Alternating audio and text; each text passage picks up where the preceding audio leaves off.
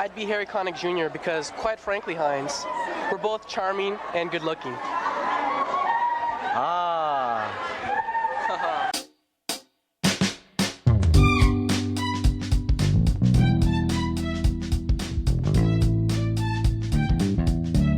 Welcome back to the SwaySide Connection Podcast. And on today's episode, who do we have here with us? You've got Brandon Ghorley from Spanaway, Washington. What's up, Brandon? Yeah. Dope. What are you drinking? Heinz, I've got a little incline prickly pear cider here to accompany us tonight. Nice. Cheers. Cheers. I'm drinking black coffee. Ooh, you're not planning on going to sleep anytime soon. No, but coffee doesn't really, I don't know, it just doesn't really affect me the way, actually, it never really affects me, like keeps me up.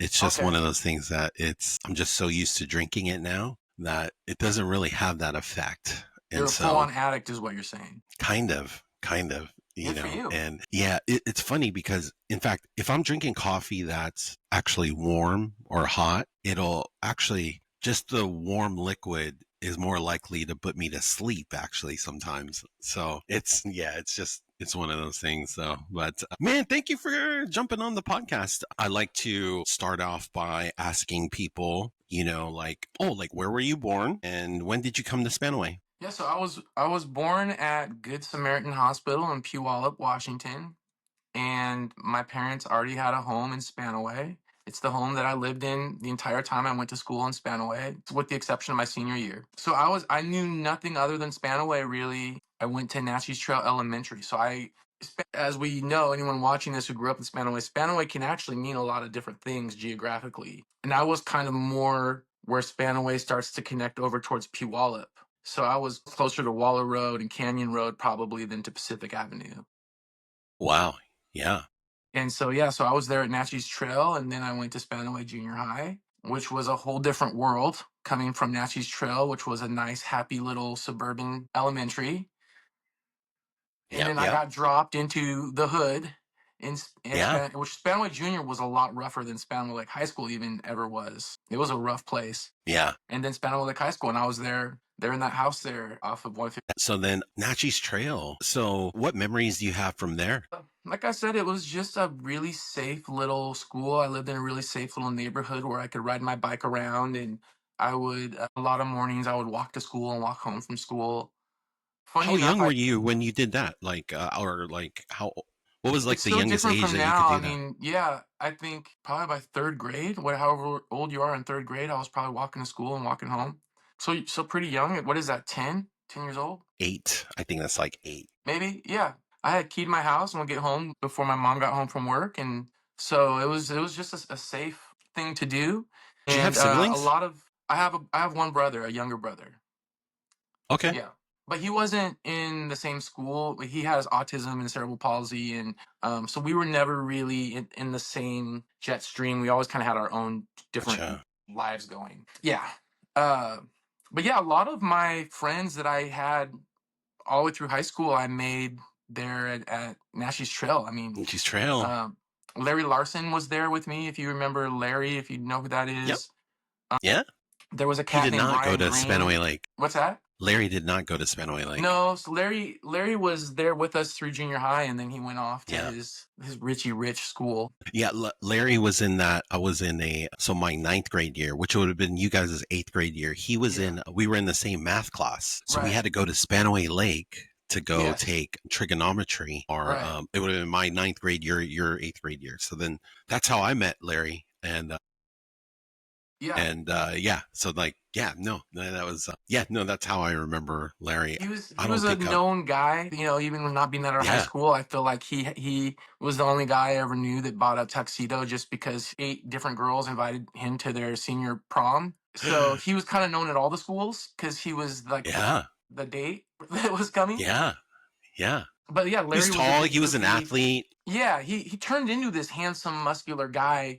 I knew him when he hadn't really gotten coordinated with his big body yet. And so we were running around, and there was a kid named Mike Benton and a kid named Adam Wolfslegel. And there was a kid named Brian Green who had a gift of... He was in our math class too. He had a photographic memory and could read a massive book in like 3 days. And he basically skipped high school and went straight to college after 9th grade.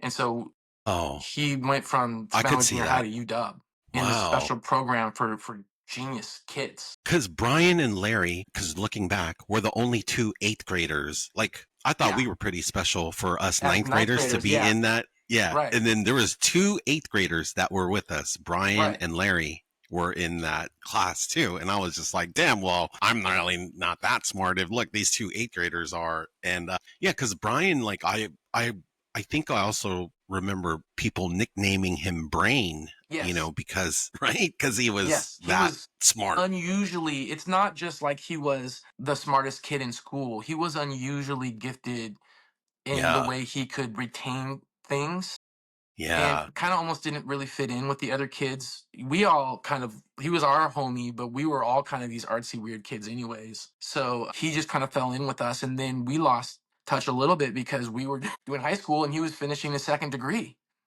Wow. And he went on to do, he's done some really great things in his life. But so that was really elementary school. I had some great buds and did youth Yeah. sports and lived a safe little life. And then junior high was a whole nother thing. So, like, what kind of you did youth sports? Like, what other extracurriculars did you do at Natchez Yeah, I Trail? mean, I did whatever sport was in season. I know I wasn't really, my brand in high school wasn't as an athlete, but I actually grew up in an athlete family. So all my dad and my uncles and my cousins, that was how the men in my family connected, was whatever sport was in season, we were playing it. So I loved sports and I loved playing sports. So through elementary and junior high, I like elementary, I did baseball, basketball, flag football. Junior high, I guess I stopped doing baseball and I just did basketball and football at that point. Sweet, sweet. And then, and it's funny you bring up brand in high school because I known you for just being artistic too. And so, do you remember when? Do you remember when we kind of met? Well, so I was, yeah, I've been reflecting a lot,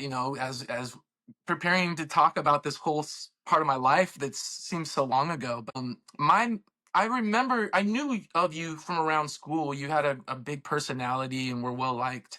But I think we really actually got to know each other on a choir trip where I was just there to play piano, I think, for a few Yes, songs. I wasn't in the choir. I was just a musical accompaniment. yes, And I got to travel with you guys to San Francisco or LA, somewhere where there was a theme park, and yes. we competed, It was and we San were in Francisco. the same Yeah, hotel room. yeah, We were in the same hotel room, and you guys kind of gave me yes, the younger guy treatment a little bit too, if yep, I remember right. yeah, for sure. Because it was, yeah, I think because it was me, James, and I think There it was might a have been Greg that were there all. was this, so I wanted to ask you about this. I know we're kind of skipping ahead, but there was this, it was you and James, I think, and there was this white guy who had like all of this kind of like hood swagger, but he was a white guy.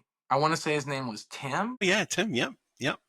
Whatever happened to that guy? Oh, he's doing great. He's yeah, and I'd love to have him on. He's still like one of my closest friends. I just haven't been able to connect with him since. I think he's been kind of dodging me when it's comes to this podcast. So, Yeah. but yeah, no, that was, dude, that was one of the funnest trips I've ever taken. Like for us to be in high school, we're getting Yeah. on planes and we're flying to San Francisco. Yeah, that was such a fun trip. It was like, Yeah, I yeah, and think because that was, it was a classic thing where we came back from the trip with all types of inside jokes and code words and yeah, seeing each for other in the sure. halls, and I really felt connected to you guys. Yeah, for sure. It's no, it was dope. It was dope. So then like in junior high, other now besides sports, what other extracurriculars did you do in junior high? In junior high, I had been playing piano as a kid and loved piano and was already writing songs and When'd felt you like that start? was When'd you start? about 8 years old. I started playing and writing songs. Oh, wow. Yeah. So you And started already in elementary school. You were yeah, already I just immediately wanted to playing. write songs. I don't know why, but I just immediately, the idea of creating something that you could then go and sing again was like magic to me. Yeah. So I had already been playing and writing my own. A lot of them were just silly, like fart joke songs for my friends and things, Yeah. or songs about how my brother was so stinky, stuff like that. Yeah. But basically, in junior high, there was a guy at Spanaway Junior High named Don Rose, and he really changed my life and changed the trajectory of my life. So you talk about junior high, How like that's so? probably my biggest memory more than anything is just my time Yeah, in how that so? How band do you room. change your Oh, Well, okay. Was he a I think teacher or he was the band director at Spanaway Junior High.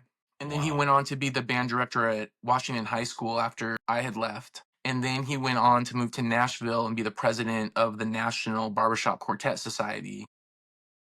Wow. And somewhere in there, he was nominated for a Grammy for his teaching. So he was really, really, Damn. really an amazing teacher. And I just think he saw me and he saw a kid that had something unique that I didn't see in myself. And he really kind of took the extra time to mold me and shape me and give me opportunities. You know, to this day, I get to work with some amazing professional musicians, and oftentimes I'm the guy that runs the rehearsal and kind of owns the room, and it's because I'm doing the things I was taught by Don Rose in 7th, 8th, and 9th grade. So it was a really, Wow. really formidable time for me. I would go home and sit right down at the piano and go right to work on whatever he had talked to me about that day.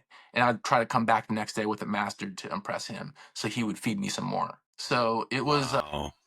That's just kind awesome. of that magical time in your life where your gifting and a great mentor meet, Yeah, and there's like a joy in the discovery of all of it. for sure. So So like yeah. when you started, you said you were 8. Like, so did you take lessons or how did you start? Yeah, I started taking piano lessons. I had actually gotten really, really sick. I just had like a terrible bronchitis or something that it took me like a month to recover from. And I was having these flu dreams where I was hallucinating at night. And I was hallucinating that I was playing a piano in my bed. And that was when Whoa. my parents were like, we should get him, he's obsessed. We should get him piano lessons. So then I got piano lessons. I wanted to write songs. And my dad told me that every great song is about a man losing a woman. So at 8 years old, I started writing heartbreak songs about relationships. Eh, And yeah, basically here I am. You know, I'm still chasing the same dream of writing a great song. That's awesome. Man, that's dope that you find when you can find something that you love that young. I feel like, man, that's just like, that's amazing kind of gift to have. So It is a gift. Yeah, and I'm thankful for it. And I, you know, as a creator, it's easy to lose sight when your creation doesn't necessarily get recognized all the time. sure, But for sure. to wake up and create something is a joy. And we have to remember, all Yeah. of us, we're all creators, and Yeah. we have to remember that.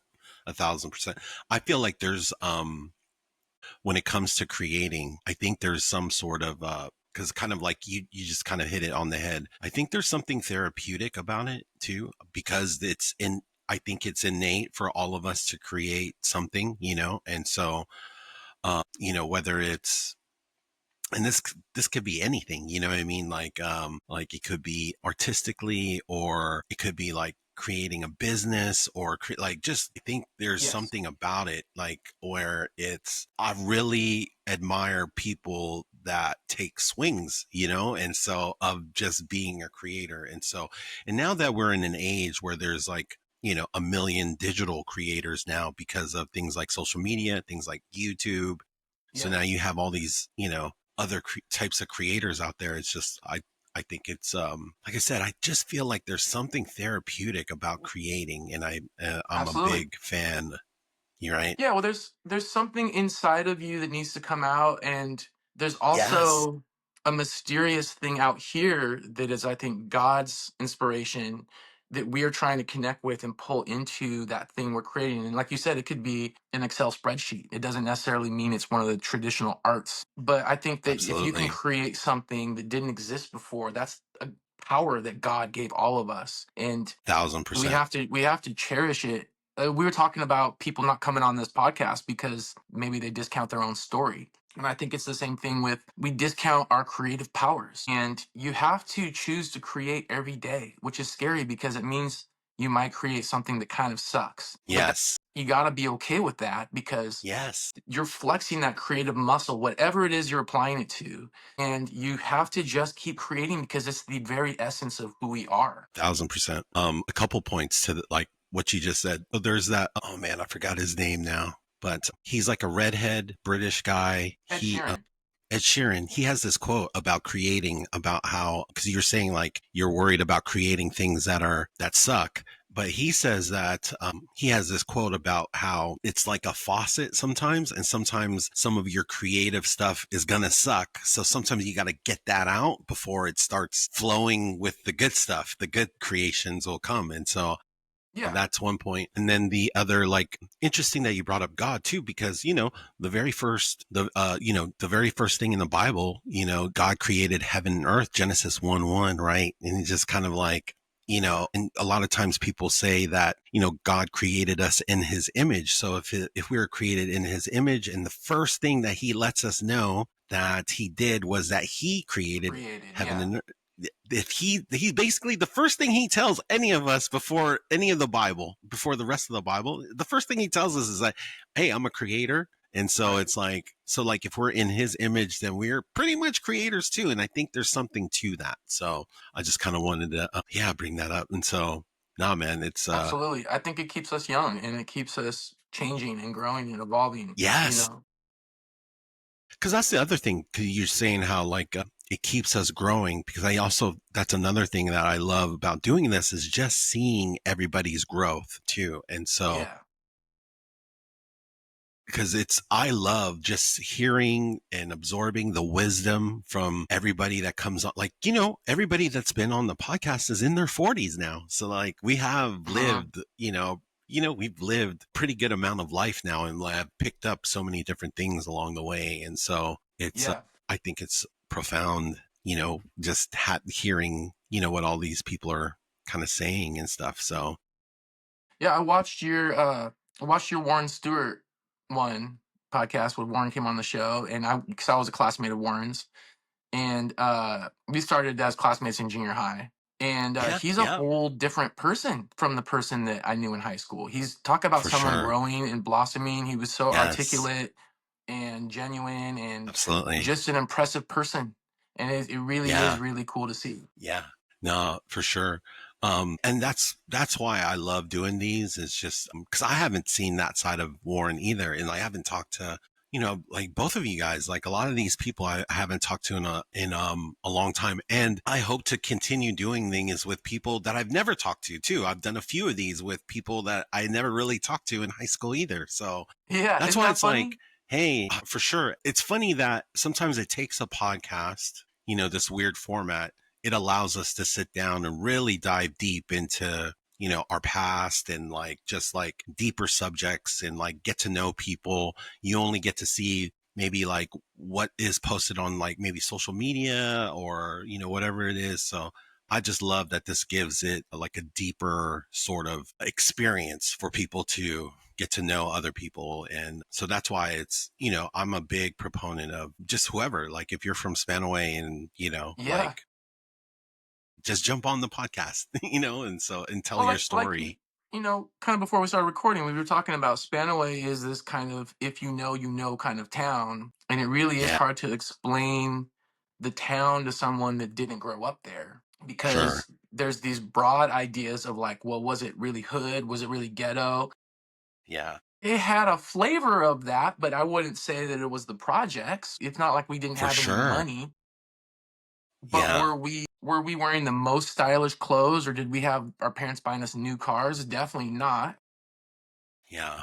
So it's you brought that up with like the cars. Ethnic. Like we didn't have, like most people kind of had a car, almost everybody had a car, but we didn't have the nicest cars, but for the most part, it's pretty much middle working class kind of, people, so. Yeah, I would say we were not real poor, but we were all kind of the same kind of poor, regardless of what your skin color was or your ethnic background. Yeah. We were all kind of in the same little world there. And I think that was kind of the uniting factor. And then just kind of being such a cultural melting pot, you just learned what it was like to walk into your friend's house and smell what their food smelled like, and what do they do with their shoes at the door. Sure. That's a really hard experience to explain to people too, because it's not in other towns. Everybody's is different. Yeah. Now we're in high school. What kind of extracurriculars did you do when you were in high school? Yeah, so I guess in high school, aside from doing like the one-off like basketball league that was like an intramural type of thing, I stopped playing school sports in high school. I think I really thought at this time it's time to really focus on music. So I was in the jazz band for maybe just a year. I really did not enjoy my time in the high school jazz band or the school orchestra. Do I still got you there? Say that again. Yep, sorry. Sorry. We got you back? It's my internet. No, I think my internet is, yeah. Let me know when we're good.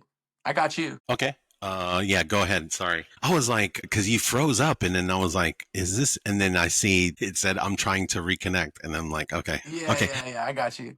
I think I'm good now. Okay, great. Yeah, so high school, really, I was just focusing in on school band. Unfortunately, You were in jazz band, you I said? didn't have a great experience. What's that? You were in jazz band, you were saying? Yeah, jazz band was after school, and then I had during school, I had like symphonic band, school orchestra, whatever it was. I just didn't like it. It was a whole different experience from junior high for me. I wanted out. I'll just kind of leave it at Really? that. Yeah. At one point, actually, I mentioned Don Rose, Wow. the band director from. Yeah, I mentioned the band director from junior high. He came to the school after school and pulled me out of jazz band one day and tried to talk me into not quitting because I was just pissed. I was not happy there. Wow. And so With I both, didn't- with both the symphonic band and yeah. you weren't happy with both symphonic band and jazz band? Yeah, it wasn't the it was just it wasn't the same environment, put it that way, that I had been thriving in. Yeah. And I wasn't the only one For that sure. felt that way. There was a lot of the young, talented musicians that were getting out. So it was just Yeah. there was a cultural issue there. And because I was passionate about music, I couldn't just sit there and do it every day. It was killing me. I was having confrontations with the band director and had to be called into the counselor's office with my mom and the band director. Like, I was not that kind of kid. Yeah.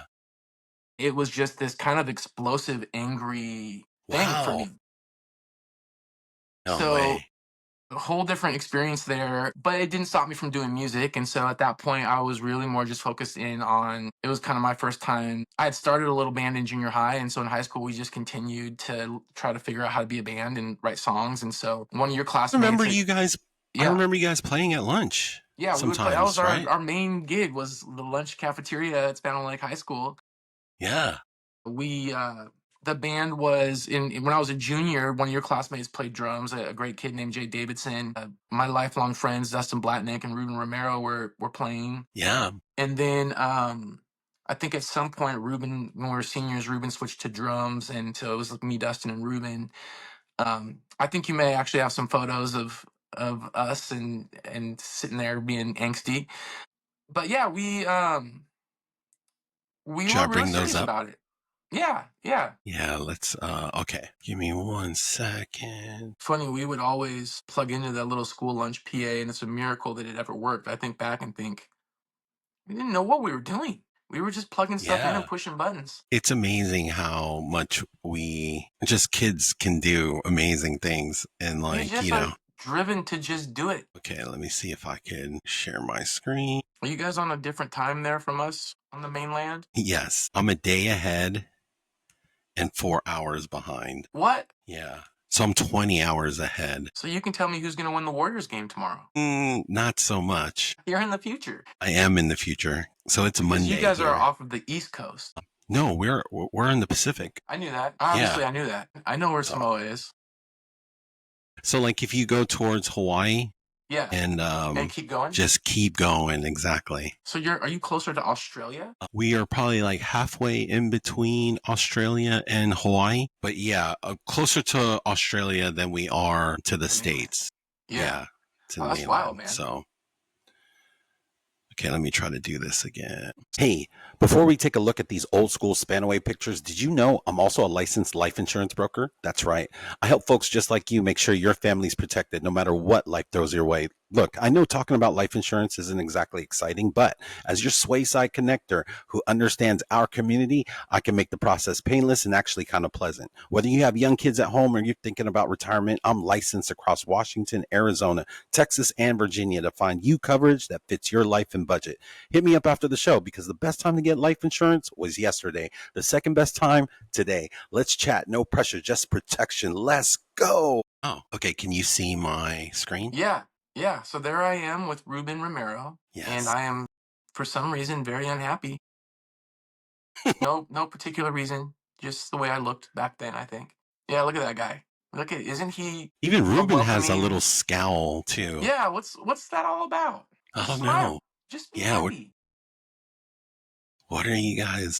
Maybe you got to bring us back to center. Yeah. So you had Ruben in that one. There's me and Dustin. There we go. Yeah. And what is the brand of that? That's like a Nautica, I think, is that little pullover I'm wearing. I love that little Yeah. Nautica. It was made out of like a windbreaker material. Yes. I wonder if I can zoom in And I've on got the that. puka shell necklace, which is Izod. It's not Nautica, it's Izod. Okay. Izod There, look at Sport. that. Yes. Izod Sport. So that was for when I was preparing to go sail on my sailboat right out of Spanaway Lake. Exactly. And I've got the yes. I've got the puka shells there. You can see I'm smiling now. So this is senior year. I've blossomed a little. And if you look close enough there, I've got There you some go. hoop earrings, one in each ear, which drove the ladies Oh crazy. man, it's hard to see. Okay. I've got Yeah, some I bet. sideburns going there too, but there's a little hoop there. And my eyebrows finally came in there too, it looks like. And then let me see. Let me share this. We have a couple more here.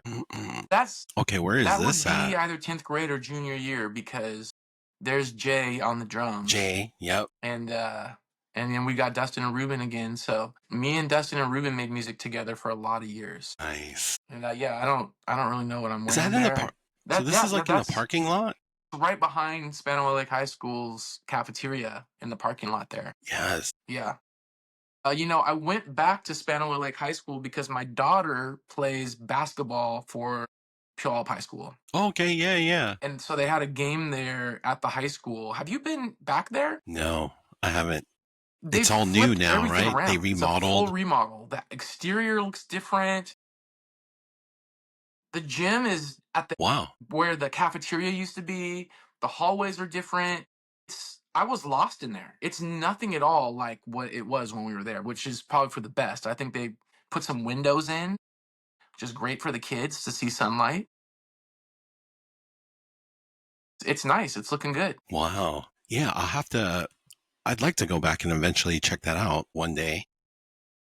Town But looks yeah, the same. I haven't been. Yeah. There you go. And Senior then- prom there. And there's some of the Nice. crew. Yeah. And I ended up going to Who's all college up in this? with several of those guys. Nice. Who's all in this picture? So up at the top left there, you've got Antonio Cushman, who I've stayed in touch with. He's living out in Ann Arbor, Michigan. Okay, nice. You've got Adam Wolfslegel there, who I haven't talked to in years. Dustin Blatnick, who lives now in Phoenix and is pastoring a church after being in ministry for a lot of Nice. years at other churches. And Sweet. his family is thriving, doing great down there. Kevin Awesome. Charbonneau, who I've stayed in touch with through the years and worked at Facebook corporate for years and lives in Seattle. David Piercy there, we went to college together, and then last time I saw him, we ran into each other on an airplane on a flight we were on together. No But I'm pretty way. sure he's building top secret killer robots for the government via Boeing's secret. I mean, I probably have romanticized it in my mind. I'm making most of that up, but David does something cool with science and math and robots in his It's awesome. brain.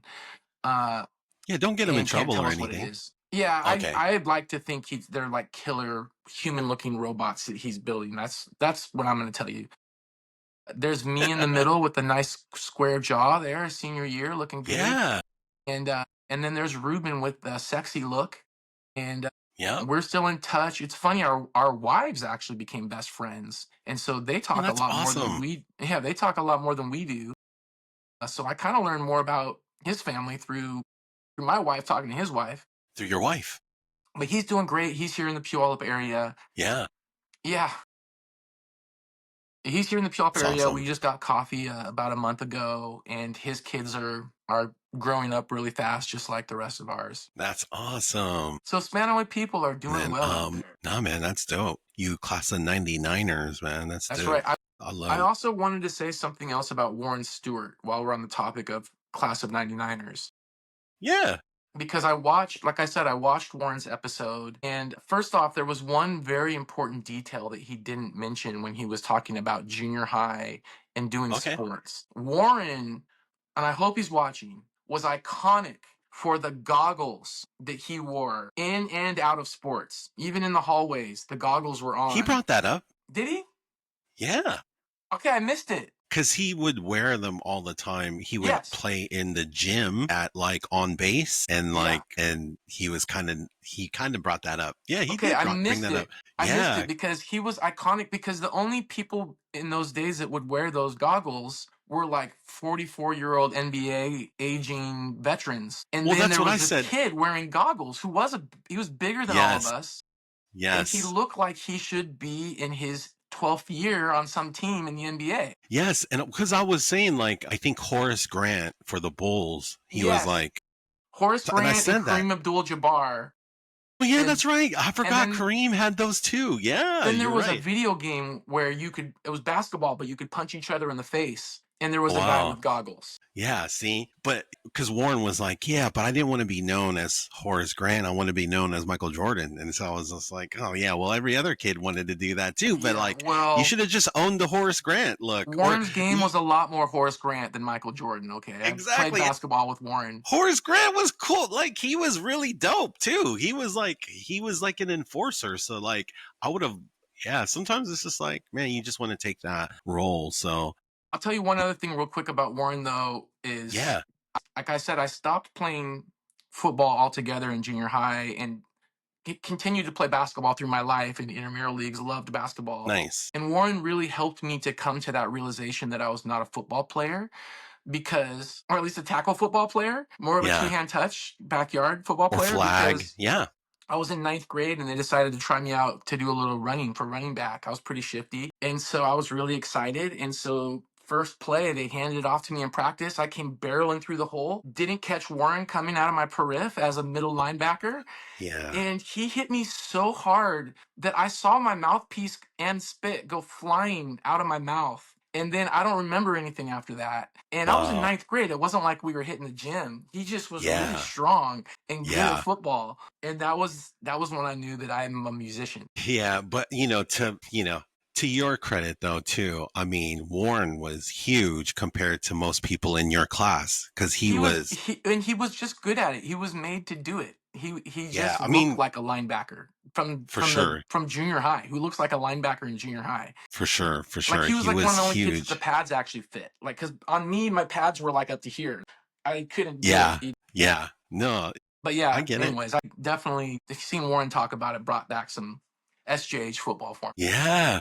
So wait, how many kids do you have and how old are they? Yeah, 2 kids. My son Jack is 15, almost 16. And so he's just finishing up his driving test stuff so that he can get his driver's Wow. license this summer. And so he's finishing his sophomore year at Puyallup High School, which is kind of funny because my dad graduated from Puyallup High School, and there's photos of him on state championship baseball teams there in the school. And so he's the second generation of Ghorleys to go there.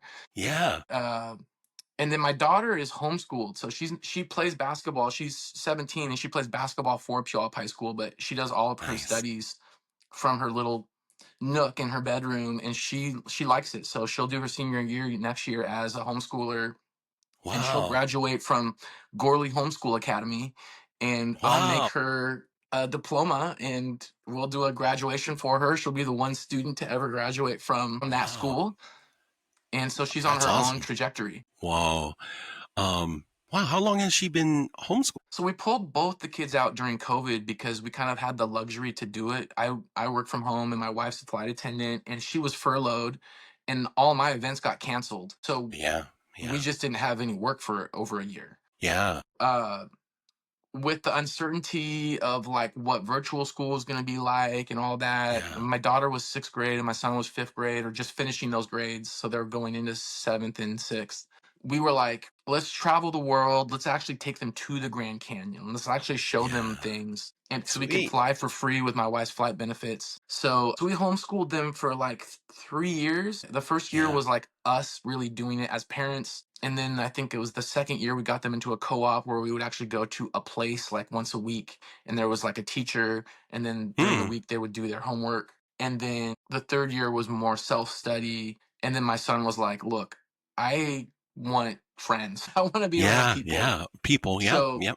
and it's always been their choice in their journey. So my Wow. son went back into school at Allen Junior High last year and did his ninth grade year, and so now he's just all up in it and loving it. And my daughter just is like, looks, they sit there all day doing nothing. I finish school by noon, and then I can get back to writing my book and all these So, things that she does. She's living on San Juan Island right now until September and working at the Roche Harbor Resort, where she's a collector for the yachts that pull in. She gets them checked in and runs their bank statement or their credit card, and she just likes making money.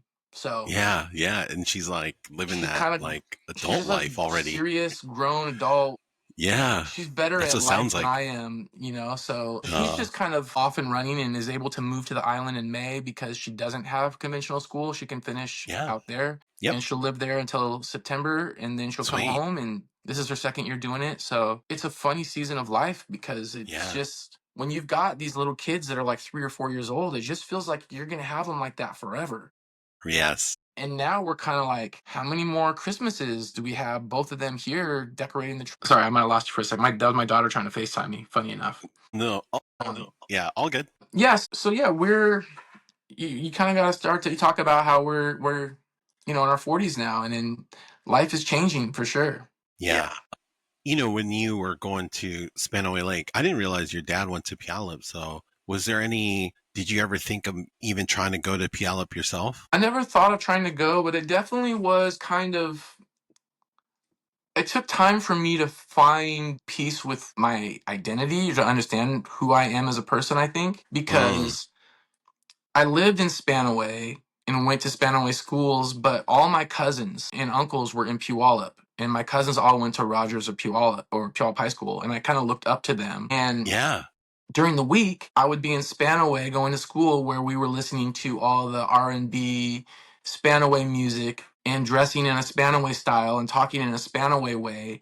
And that was never really totally me, even though I would participate in the culture to fit in. And then on the weekends, I would go. My grandpa had a full-on farm with cows and everything in a barn off Woodland Wow. Road in Puyallup, and everyone would meet there on the weekends and wash our cars and listen to country music. And my grandparents were from the South, so they would have the Grand Ole Opry on, and there's Travis Tritt telling some story and playing picking and grinning music. And my cousins would wear Abercrombie and Fitch and Hollister, like the brands, and like Airwalk sandals, and I thought they were so cool, but like I couldn't bring that stuff on Monday to Spanaway. Yeah. So Yeah.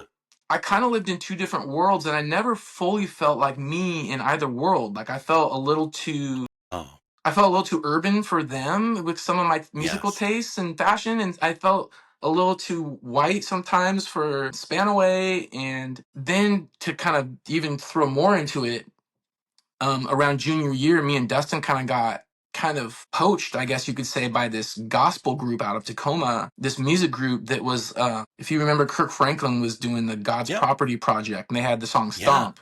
Yep. Yeah. Makes you wanna stomp. It was like on the song That was Q93. mainstream. Yeah. I was going to say, yep. And so that whole project was this whole group of teenage musicians. And so kind of in that mold, there was this group called Infusion that got created in Tacoma. And all of the most talented teenagers that were musicians, rappers, dancers, vocalists, all got put together by this lady who had this whole rehearsal room in her house. And basically, like in gospel church, guitarists are kind of rare. And because guitar is traditionally kind of a white guy instrument and not a black Yeah. church instrument. So Yeah. Dustin kind of got poached, and I kind of went along with him.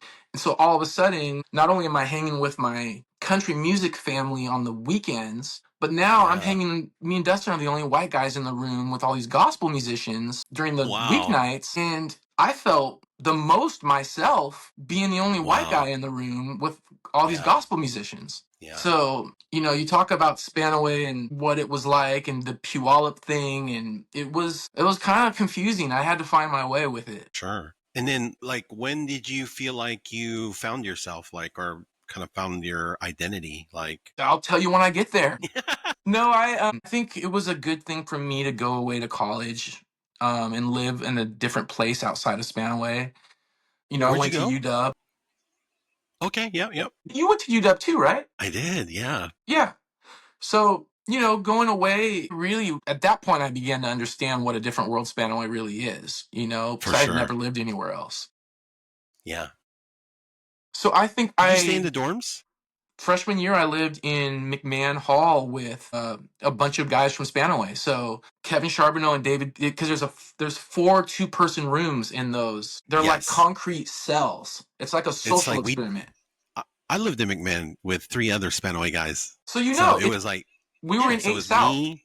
I can't remember. Oh man, we were close by. Like, but we were the year before, obviously. But Yeah. it was like me, Daniel Achabe, and then Jane Alder and David Goodall. We were all in the same cluster. I didn't realize that. A cluster. It was called a cluster. Yeah, because and ours was a little bit. Well, let's see. We had 1, 2, 3, 4 rooms. Okay, yeah. So we had 4 rooms. So there was 8 of guys. us, and then one of the other ones was. You remember our vice principal, Bonnie? Red hair. Yes. Yes. Her son was in our cluster too, just random. Wow. Talk about small world. Yeah. Yes. So he was in our cluster. So we had 2 Puyallup guys, 4 Spanaway guys, and then we had 2 guys that were like from Vancouver. So that made our cluster. And so that was our McMahon cluster my freshman year. So we had 6 Spanaway guys counting me. Were you guys all in the same cluster? Yeah. So wow. We requested it and they gave it to us, and then they stuck us with these 2 random guys that both were like wild in their own way. And so it was pretty. It was everyone goes crazy in their own way living. So who was all in your cluster? I'm curious now. So one room was Kevin Charbonneau and David Piercy. Okay, yeah. One room was Melvin Leon Guerrero and Tony Garassi. Yeah, oh dang. One room was me and Dustin Blatnick, who did 1 year at UW and then went crazy and left to marry Trina because he panicked that she was going to date somebody else. So he just left and got engaged and never looked back. So, and then we had 2 random guys, and I could tell you, this is a Spanaway podcast, but I could tell you some stories about that year of my life. And the things that happened and the things I witnessed. That's so crazy because I was right there. You know what's funny? So that year, you guys' freshman year or my sophomore year, I was staying in, I had a room at a house in Northgate that was You were commuting at that point. Yeah. Northgate sucks, dude. It was, the bus stop was literally in front of the house that I stayed in. And house was, do you remember, you remember the twins, Rency and Mercy? It was their mom's house. Their mom had a house in Seattle. Yeah. And then they have an older brother that lived there. And they basically, so, and they rented out. Shout out Rency and Mercy. Yeah. And they rented out all these rooms. And then, so there was a bunch of us. There was like, all of us in there were between the ages of maybe 25. And I was the youngest in that house. I was 19 because I was a sophomore at UW. But I was commuting in from that house to UW. Yeah. And so that was during that time period. I didn't realize all you guys came to UW during that. That's what's so funny when social media wasn't a thing. Like, you don't realize these people from there's no way. There's no way we didn't have cell phones. I couldn't have even had your number and texted you. Like, there's just no way for us to stay in touch. I didn't have a cell phone during that time period. And you know what I mean? It's like, man, it's like the dark ages of communication. It's like, had I known you guys are all like in McMahon during that time, oh man, I definitely would have come through. Try to bum some, meals from downstairs. Some chicken strips, bro. Yeah, man. Yeah, exactly. Dude, I definitely gained a lot of weight my freshman year at UW. It's real. Yeah. Literally chicken strips, burgers, like all the stuff that was in the cafeteria, right? It's like, oh man. You think it's so great when you get there. Like, look at all this food that's here. I loved it. Eat it for 2 weeks straight and you're ready for something else though. Yes. I mean, and then they had that little store by the parking lot in McMahon, underneath in the dungeon down there. There was a little mini mart. And then they had like, because then this is also how lazy I was. They would sell like pizza pockets. Yeah. Chef Boyardee. Yeah. Yes. And all that stuff. So then I would just buy a bunch of that stuff and bring it back to the room. Yes. Yeah. It ate terribly. I mean, I took a lot more naps than I did. I spent a lot more hours taking naps than I did reading books freshman year there in 8 South. Yeah. But yeah, you to your question of like, when did I find myself or feel at peace with me? I think being away and in college was a process of me finding myself and finding Mm, my own spirituality. And I honestly, I think around the time that I met my wife basically the summer after I graduated college, so right after college. I think around that time was where I was really like kind of being the me that I am now. So it was kind of, they nice. say God's timing is perfect. Yeah, absolutely. Absolutely. And it's funny that you say that because I was also talking to somebody about just, we were talking about people coming on the podcast, but I'm also a believer everybody's timing to come on this podcast is perfect timing too. So like Yeah. everybody that will eventually come on will come on at the right time. And so all I can do is just, open up invitations to everybody. And so, Well, whoever's watching this, I want to know your story and what you've been up to. I think this is a really cool space you've created for us to celebrate our time in Spanaway and yes, not feel any type of way that we are less than because we came from that town, which I don't even know where yes, that comes from, that we had that feeling. But I think it was a real thing that we weren't as much of a community as Puyallup or some of these other places. Federal Way seemed like it had a better tradition and community, all these things. But I think it's cool that you can now, 20 years, 20 plus years removed, hopefully we can just kind of celebrate the bond and connection that we share from coming from a place like that. And everybody has a story to tell. Even if you still live in Spanaway, I want to yeah. know what the heck has motivated you to stay there? Yeah.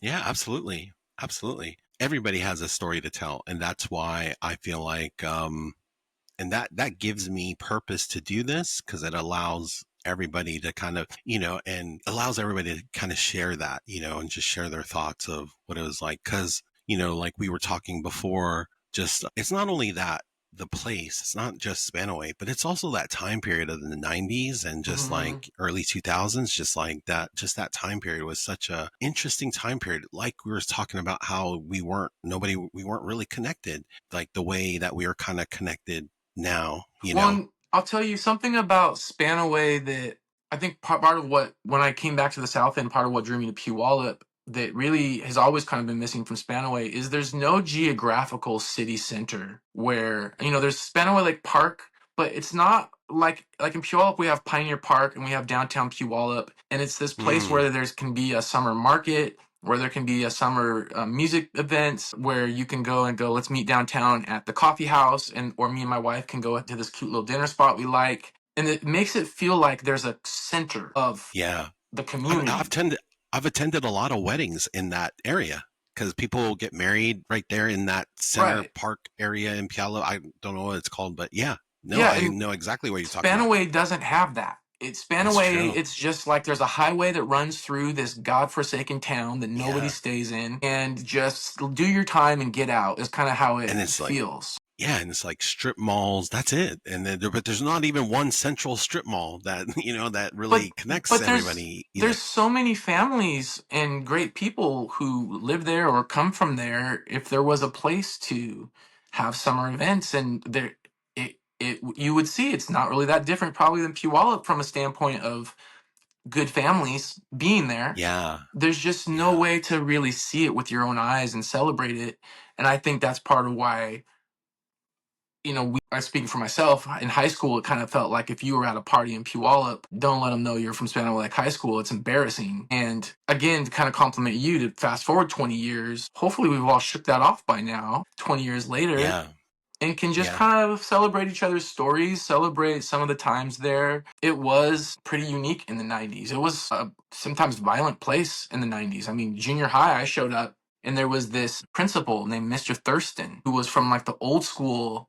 Culture was changing right when I got to junior high. Corporal Yeah. punishment was still a thing. Yeah. Seventh grade year, this guy was making Yeah. people, he was humiliating people by making them do push-ups and pushing them up against lockers, and that was how he controlled the Wow. school. And he was like removed from the school like a year later because the culture was changing. Mr. Rose, who I talk about, who Wow. was such a great figure in my life, when I got to Spanaway Junior High, Mr. Rose had stocks, like the things from old London where you stand on a platform and they close the thing down on your head and your hands and you just kind of hang there. He had those to punish students in Spanaway. Wow. And so it was It was Whoa. kind of a feisty time. Students were feisty, the teachers were feisty. It wasn't the PC loving thing that it Yeah. would rain and the I ceiling would mean, leak. They closed the whole school down for 3 weeks at wow. Christmas break because there was asbestos in the walls because they hadn't had the money to Wow. fix it since the Yeah. 70s. So Yeah. Wow. it was it was, I don't know. It was like it had been left behind in the 70s and we were just catching up is kind of what it felt like looking back at it. Yeah, that's crazy, man. Do you have any, did you work at all in high school? Yeah, I Oh, what was your first job? my first job was at the Pizza Hut that's still there. It was a Pizza Hut restaurant on Pacific Avenue. Do you remember it? By Yes. Crickets. Yeah. It was kind of, there's a Dock in the Box medical center there, and then there's the Pizza Hut restaurant just down from Yeah. 148th, just down from the Jack in the Box and everything there. Yeah. And I was a waiter at that Pizza Hut restaurant. I was making $4.90 an hour, even though minimum wage was $5.10 an hour. They could justify less than minimum wage because I made tips. So they were Oh taking it my out of my God. tips. Wow. Basically, it was the place where little league teams would go to destroy a salad bar, literally just explosion all over the floor. And I was the kid that would clean it up and restock the ranch dressing and try not to spill soda on people. Wow. How'd you get that job? I submitted it. My parents were like, if you're going to have a car, then you're going to need a job. So they drove me along Pacific Avenue and I just went into Airbnb Place and submitted an application and they happened to be the one that called back. So it was just, there was no reason other than that they were of McDonald's and Burger King and all the other places on Pacific Avenue. They were the one that called back. And I hated it. What grade were you in when you got I must have been a junior. I think I got my car when I junior? was a junior. So I must have been a junior. And then I hated it and ended up having some friends. Darren Roberts was one of them, I remember, who were like skaters. And they worked down at Pattison South, the roller skating rink. And that was way more my speed. That was just fun and skating and hanging out. And so I ended up falling in with that whole skater crew and working at Pattison's for a year, my senior year, which was a way funner job. Where was that at? You never skated at Pattison's? It was No. called Spinning Wheels when we were That's kids. yeah. Spinning wheels. Yeah, yeah, And then the yeah. Yep. Pattison's family, who had a rink in Federal Way and a rink in Spokane, they bought it and it just became Pattison South. But Oh, it was down wow. there. See, I didn't There was realize. Yeah, I knew exactly where it's at. a I didn't grocery realize it was store. called. Yeah, I didn't realize it was called Pattinson's after Well, that. you probably I just remember you weren't in sixth I grade knew. anymore, so you weren't skating anymore. But Yeah. I mean, talk about Spanaway memories in the late 90s. Basically, it became, on Saturday nights, it was like the little gangbanger dance club for kids that weren't old enough to go to the real club. And so there was full-on melee fights between us staff and these kids. There were kids Wow. waiting to meet us in the parking lot after sessions. There were girls on roller skates trying to twerk on the floor in roller skates, and they Yo. were 10 years old, and we're like, "Can we get Yeah. somebody's mom in here?" It was very Spanaway in the way that the negative ways, I guess, that we think of Spanaway. And so Saturday nights were wild. We had to come ready to fight. I had to come. I was just a gentle, Jeez. sweet music kid, and I had to use my dad voice, and we had to be rough with these kids because they were wild, man. They wanted to party. So Oh my gosh. that was some Spanaway stuff too, big time. Yeah, I love hearing like some of these old stories. Any other stories you have from high school or junior high Gosh, man, I days? mean, just a lot of cutting up with Any favorite friends. any favorite classes, teachers too? That's another. Yeah, good question. I mean, I did love, even though I was always late to video productions, I loved video productions. Anytime I could goof around on the camera, I loved that. I actually, what's funny is, so we met through me being a musician for the choir and doing that Yes. big trip. But actually, you graduated high school. I ended up my senior year doing choir. And like I loved it. I loved Mr. Krause. I loved how he wore his Yeah. pants up to his nipples. And Yeah. he was just a delightful man and great at his job. And the choir atmosphere suited me a lot more at that point in my life. So Yeah. if I had it to do all over again, I probably would have just jumped right into choir in 10th grade and just been all in on that. Yeah. So yeah, I loved choir. I had kind of I think she's kind of a legendary English teacher there. She ended up becoming the librarian there, but her name was Miss WB, and Yeah, she was a a lot of real people tough have brought her cookie. up. Yeah, Yeah, she was not well liked by some because she was kind of known as a yeah, GPA because killer. yeah, no, You I've come in heard there and a you think lot you're of. going to be the I didn't have her, valedictorian, but a and she's lot going to of. give you your first C you've ever had in your life. Yes, yeah, But yep, if you were willing to do the work and kind of stick it out, you saw that behind that was a person that really cared. And just as kids, we just thought that it was a grown up being mean. But really, as an adult, you look back and you go, how many adults that really cared were there in Spanaway? You know, there's a lot of sure, people just doing their time. yeah. So I have a lot of memories of that class for sure. Great. That's great. Yeah, like to kind of hit like, man, anything else, like any like major, like, yeah, any funny stories even that maybe happened that maybe you'd like to share that happened? Yeah, it could have been in junior high too, junior high, Yeah. high school. I feel like that's some of the funnest parts. That's one of the funnest things I like to ask, just like, just random stories that you might have with friends or in Yeah. class or maybe even just maybe from that time period. Totally. Yeah, no, it's funny. I remember just a lot of goofing around. There was a point there where we knew somebody working at every one of those fast food places on Pacific Avenue. See, you're organized. That's so smart. Like going back, I would have told myself to figure that We out. never paid And for like, food for, there was about a year and a half there where because we had some that's homie that so could just smart. slide us a bag of McDonald's and we wouldn't even know what was Yes. in it. And then we was like, Yeah. we'd be so excited. I haven't eaten fast food in probably 18 years, but Wow. at the time, as a high school kid, I could pound it with no Yes. complications at all. And so Yes. we would A get this thousand bag percent. slid to us by some friend, and it was just whatever McDonald's he could throw in there. And then we would find out what it was, and we would just eat it all. Or Yeah. we had a party once. I don't really remember much about the party itself, but I remember Tim Maples, if you remember Tim Maples, who I think also might have went to UW, but we kind of had lost touch. But he worked at the Papa Murphy's that was by the Yeah. library on Pacific Avenue there. Yep. Yep. We really pushed him. I mean, we had him slide us like 6 or 8 free pizzas. I Jeez. mean, he was really going to put his neck on the line for us. But Oh we my had a party. We gosh. had a bunch of people to feed. So there was, I kind of think of some of those types of things of just like, it really does feel like a small town when you kind of know somebody at all the places and can get free stuff. Yeah.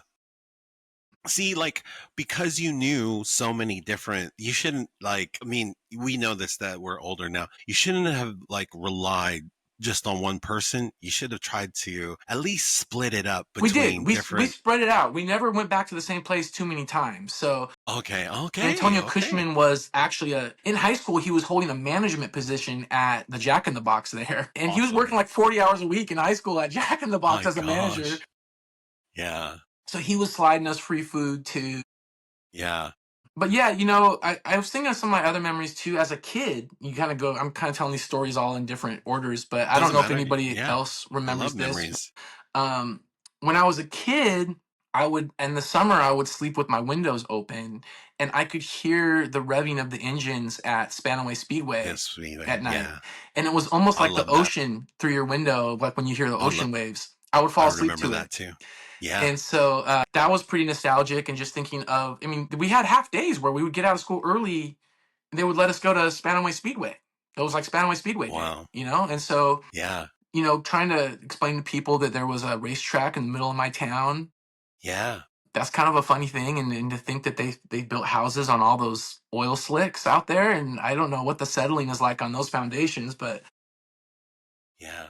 that's a good memory. Lots of memories with, Dustin Blatnick and Ruben Romero. We spent a lot of time together. Me and Dustin, it's funny because in our adult lives, we've kind of leveraged our ability to connect with people in our jobs. I think back then we were, without realizing it, kind of exploring what are the extent of our abilities socially.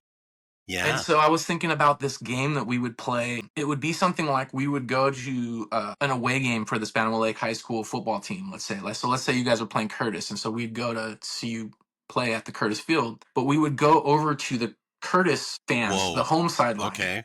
Okay. and we would play this game that we called Egg on My Face. It's probably going to sound dumb now, but we had so much fun.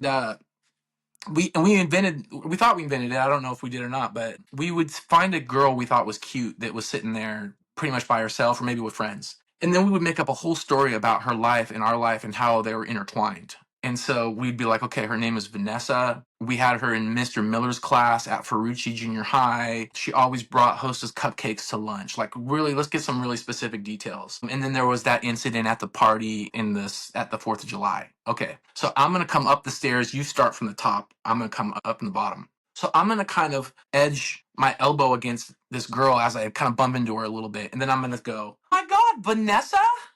Ferrucci Junior High. It's Brandon Ghorley. And she's going, no, I'm not Vanessa. No, you remember the thing from the 4th of July. We were, and she's going, no, it's not me. And I'm going, oh my God, do I have egg on my face? That's where the name of the game, I got egg on my face. That was Dustin's cue to now come down the stairs and bump into me and go, Brandon Ghorley, Ferrucci Junior High? And I would go, yes, do you remember Vanessa? And he'd say, oh my God, Vanessa, at Mr. Miller's class, the thing from the 4th of July. And I would say, yes, the thing from the 4th. And then we would both go, and then remember the Hostess cupcakes. We would say it together. And this person is like, what is going on right now? They're not in on the joke. It's not fun for them. We're having a blast. We're seeing how long can we keep this up. And now we don't even know where to go with it. Maybe we get a phone number out of it. I don't know. But, those are some of the things I kind of think back on of like. That's so creative. That's such a creative bit. I mean, you guys are basically doing a bit. We're doing a bit. Yeah. You don't really do that stuff as grown-ups so much, but. For sure. That was how I feel like we spent a lot of our time, was just kind of goofing around and doing bits and making music. And did you ever have like, do you have any gigs that you remember that just went terribly, where you were just like, oh man, this gig was, I don't even, man, who booked this gig for us? Whatever. Do you have like a terrible story in any of your gigs, maybe? Yeah, we had some really good ones and probably some pretty bad ones. We usually were pretty well rehearsed. We took ourselves pretty seriously as musicians, so we never showed up without knowing what we were doing. But we had a show. It was just one of our lunchtime performances in the cafeteria. I mean, those were like the Super Bowl to us. We got to do it like twice a year, so we treated it like it was the Grammys, and we wanted to do a great job. And at the time, we had recorded a CD at a real studio, and we're actually selling CDs at the school at that point. And we had this song called My Daily Prayer. And it was the very first song in the set. And it wasn't hyper religious. I wouldn't call it a Christian song per se. The idea of prayer is pretty universal to lots of different ideologies. It was just this song that was like, we wanted to sound like MXPX, if you remember that band. And so they had like a quasi-Christian thing. And so we were kind of like pushing the edge a little bit of that. And so it was our very first song, and we were like so stoked, and we started singing. And the minute Dustin said, my daily prayer, some school administrator heard the word prayer, and they just hit off on the sound system. And that was it. That was the end of the gig. Our gig lasted about 30 seconds of the song. No way. And they said, you can't do Christian songs in here. And we were like, the rest of our songs are about sex. Don't worry about it. And they were like, sorry, no, you guys are done. And so that was probably the worst gig that we played. No way. Yeah. And we learned a little bit about how to read the room that day, and how some gigs are different than other gigs, and you're inside of a school cafeteria. You can't just say whatever you want on a microphone. Yeah, dude. Do you remember when that was? Do you remember like what year? That was probably 1999. That was probably our senior year. Wow. And the funny thing was that we knew who the school administrator was, and they were a supporter of ours. They were a person that helped us get the school had like a $500 scholarship they offered to a select group of students. The administrator helped us get the scholarship. So it felt like a betrayal to us at the time. I think for that person, they just thought they were doing their job. But that was, the thing. Way. But now I feel like I remember you guys playing, and I was gone by 99 already. So that's why I feel like you guys, we were playing from our sophomore year. Like we were, any chance we could get in there, we were trying to play. Yeah. But I'll tell you, like, I felt like that should have been like a rookie mistake. Like I felt like that would have been something that you guys would have done maybe your sophomore year. I just think we thought we could do whatever we wanted at that point, I guess. We had a record. Who's going to stop us? Yeah. Yeah. But I'll tell you some other moments, really big learning moments for me. Like I would usually get asked by, we have the Afro pageant at Spanaway Lake High School. And so I had two different people. Janae Belt was one of them. She was from Yeah. my class. Yep. And there was somebody else, I forget who it was from your class that had asked me to do it, but basically to accompany them on piano so they could sing for their talent in the Afro pageant. Gotcha. So once again, here's Brandon, the white guy in the room, I just seem to find myself in those situations in music. And one of my, actually, it's funny that this is just coming to me, is this was a huge moment for me as a performer was, this whole like African-American community comes out to the Afro pageant. So the audience has its own like amateur night at the Apollo vibe to it. Like this isn't normal, polite white parents. People like hoot and holler and like it's a good vibe. And what happened was it just wasn't super well organized. And what would happen is after everybody did all of their things, their performance and their speech, whatever they're going to do, the judges went away to tabulate the results. And for whatever reason, it just always took way longer than they had planned for. And so they didn't have any way to occupy the audience. So there's just this rowdy audience just sitting there getting pissed. And so I don't know what, I guess I just didn't know to be scared. And there's a piano and there's a microphone. And I was like, I'll entertain them. Yeah. So I got to go out in front of this audience, this black audience, and go like, I'm going to try and do something really funky and soulful and entertaining and pull it out of my ass and see what happens. And I kind of had the benefit of looking the way I looked. They didn't really expect much. And then I went out and hit all the gospel, all Kirk Franklin stuff I had learned from my gospel cats.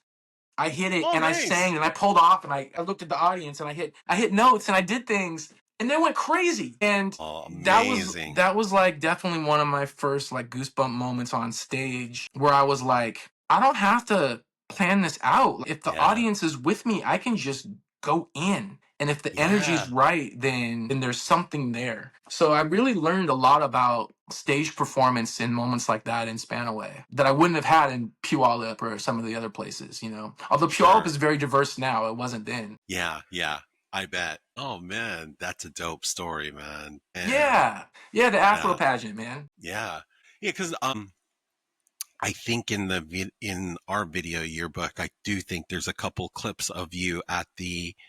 I think you might have been during that. Because do you remember doing that? Was that your junior or senior year? Well, like I said, I did it as a junior for one of your classmates. Yes. So that's why I think you might be in that. I might have been there playing. Video. Yeah. It was the days of the no collar shirt button to the top with a vest. Vest. Yeah. I think you're in that. I think that's exactly what you're wearing and my cousin was cutting my hair with clippers. It was just short hair. Yeah. And I forget, I feel bad that I don't remember who that was for because obviously we spent the time to practice it and all. But I remember Janae, who was in my class. I mean, that was 30 years ago, so. Yeah, I guess it was, Ish. But yeah, those moments definitely, those opportunities to perform and perform for different types of audiences, they kind of become, I think they kind of become a superpower for us from Spanaway, not just for me as a performer, but just us in life. Yeah. There's the term code switching now, and I think you can become kind of an expert code switcher in a positive way, in a way to connect with people, because one of your friends had a mom from whatever that country is that, like, you're talking to a gate agent for Alaska Airlines. Yeah. Is this a 65-year-old black woman? I'm going to relate to her a certain way. Or is she a 22-year-old Korean woman or man? We've all got a friend's parent or a friend that's one of these things because we're from Spanaway. Yes, for sure. 1,000%.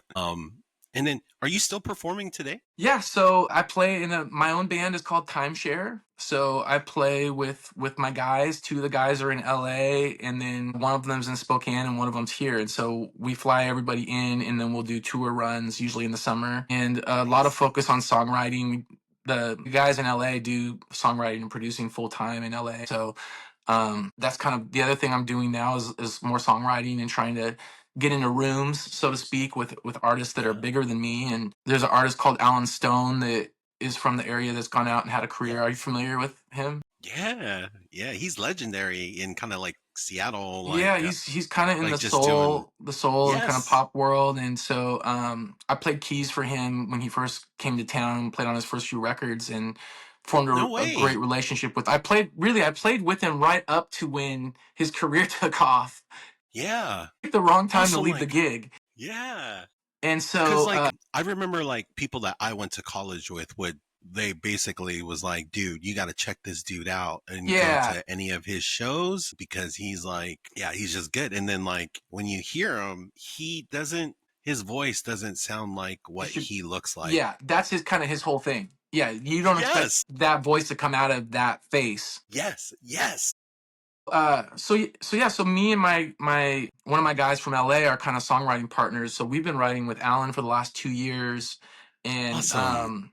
we've got 7 songs with him, and that's probably out of 60 or 70 songs that he's written with other people. Yeah, So you may never hear them, but that's just kind of the idea, I guess, of what I'm trying to get at in my life in terms of my dreams and my aspirations is to just have more of those types of people that I get to write with. And the idea is to give them something they love so much that they want to release, and hopefully yeah, one of these days a song grows legs and actually gets out there and my name's on it, even if I'm not the yeah. artist. So That's the thing. To kind of what we were talking about earlier is just like, man, like the fact that you're a creator, and that you get to, what's dope is I think is just like, man, kind of being able to like take swings at your dreams. I feel like a lot of people dream of a lot of things and they're nowhere near close to even like taking any types of swings. And yeah, so I think I've been fortunate to have my wife support me and my kids support me. And it's fun when you first get amazing. married and your wife is going, my husband's a musician and then we're going to live this exciting adventure. Well, we've been married for almost 20 years now and I still haven't made the millions that we've dreamed of. Yeah, But she still somehow is believing in it and supporting it. So it's I'm awesome. fortunate to have the support to do it. Not everybody does. To kind of have fallen into the career of MC and DJ where I can be my own boss and book my own schedule. That allows me to still do things too, like take these riding trips to LA or do these little tour runs with my band. So, yeah, man, It's 44 and awesome.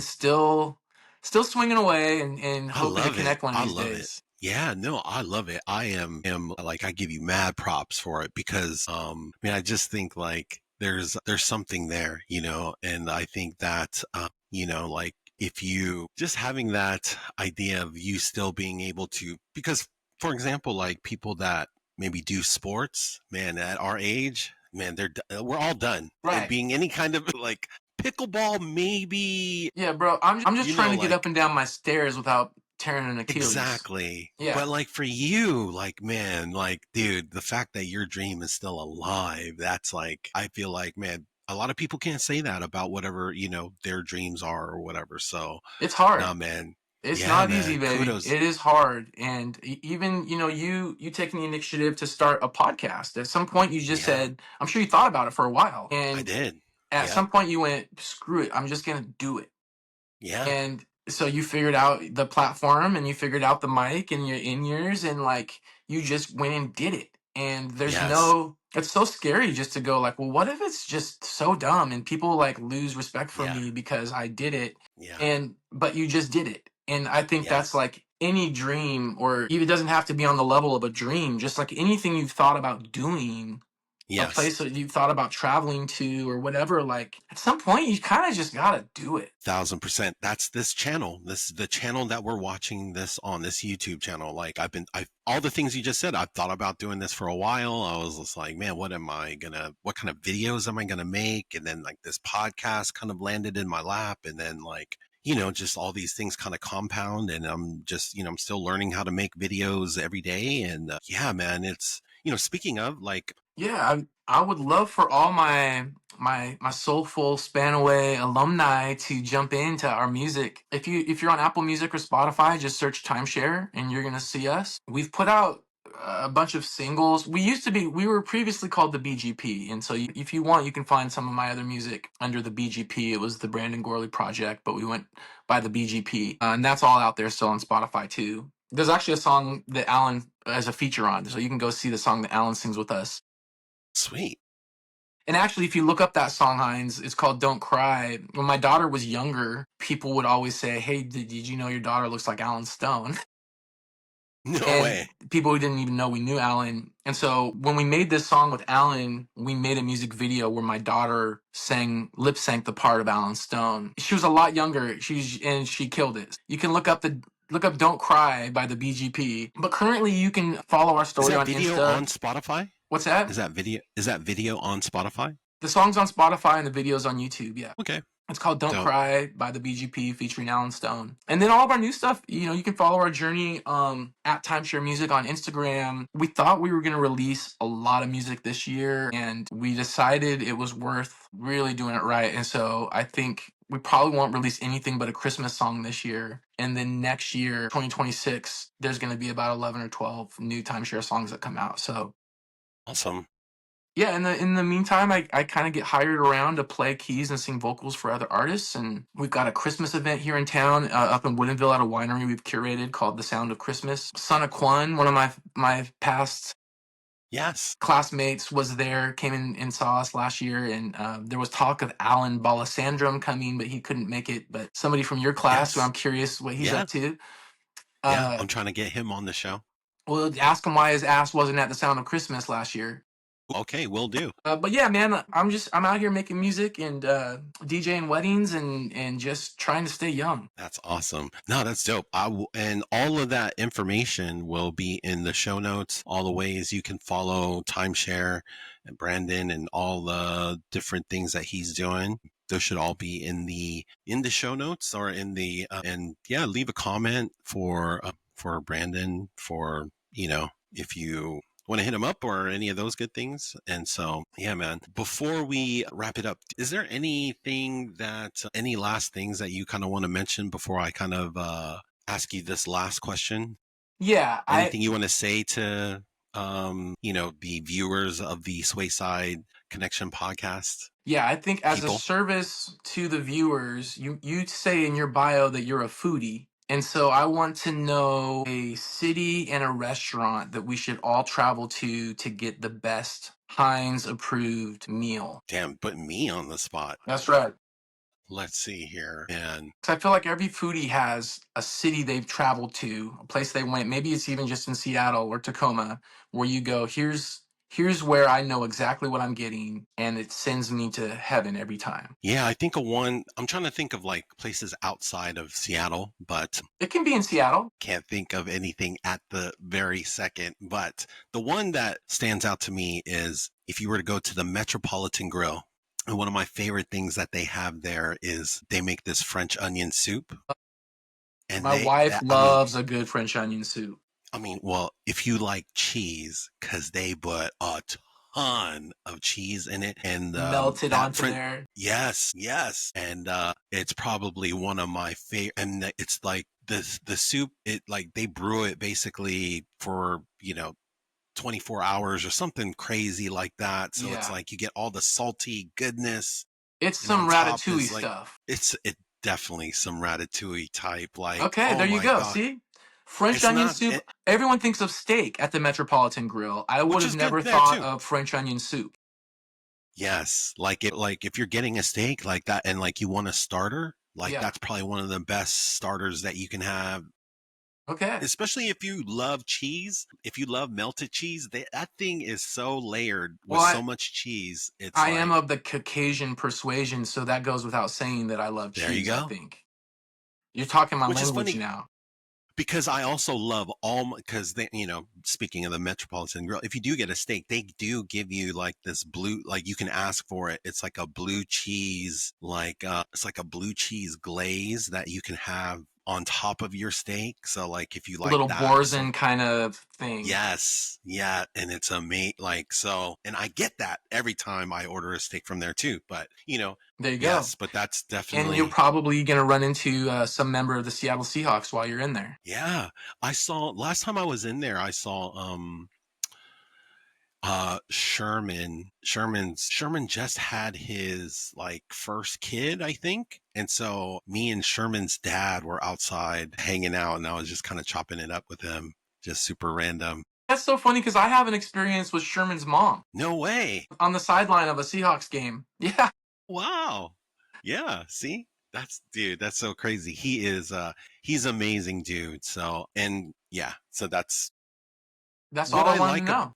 Yeah, because what I do like about that too, and why I also brought that up is because if you go to the Metropolitan Grill and say you don't want to spend like $100 on a steak or $80 on a steak, you can still just go in there and get that French onion soup. It's probably like $20 or something like that. So it's like Right. it won't break the bank. You can go in Right. there into their bar section, grab a couple beers or grab Right. a drink, and then order that as like as a semi quasi meal, and it's like I think it hits the spot Hey pretty man, good. give me So that French onion soup and a little nip of scotch, and I think I'm good to go. so like you were saying, like, hey, if your wife likes French onion soups, I am Yeah. curious now to see what she would think of the French onion soup at the Metropolitan Grill. So I'm just Yeah. curious now. So if you guys do end up going and she orders that, you guys I'll let her order that know. too. Yeah. Yeah, let me know. Let me know like how that worked out. So man, thank you again, Brandon, for coming on the podcast.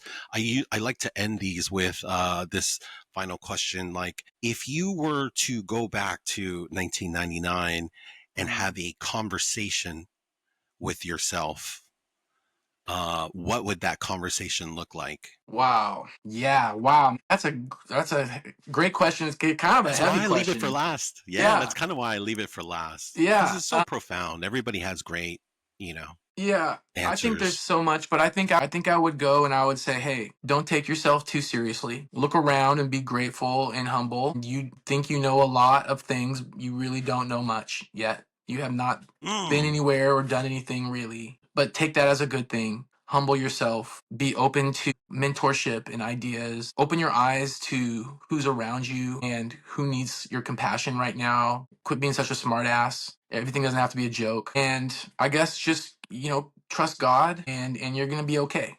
And try to just, everything was so heavy at times for me, I think, and I would just mm. take it easy a little bit. You don't got to figure the whole world out right now. You're still a dumb kid and that's okay. That's what you're supposed to be when you're 18 years old. So take it easy, take a breath, and tell the people around you that you appreciate them and that you love them. That's dope, man. Thank you, man. That was a great and thoughtful answer. I'm so thankful for your time today, Brandon. And like I said, all of Brandon's info will be in the show notes if you want to reach out to him. And thank you guys for watching the Swayside Connection podcast. And we'll catch you guys all in the next one. Swayside!